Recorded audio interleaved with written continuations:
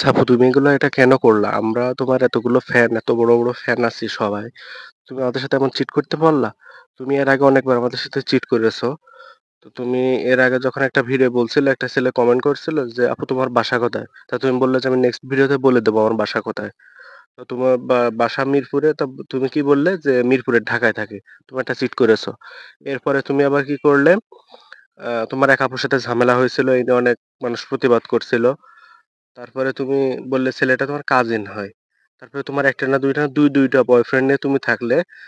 এতে আমাদের কোনো মাথা ব্যথা নেই, কারণ আমরা তোমার অনেক বড় ফ্যান, আমরা তোমার সবসময় সাপোর্ট করি, এখনো সাপোর্ট করব। তো বয়ফ্রেন্ড থাকতেই পারে।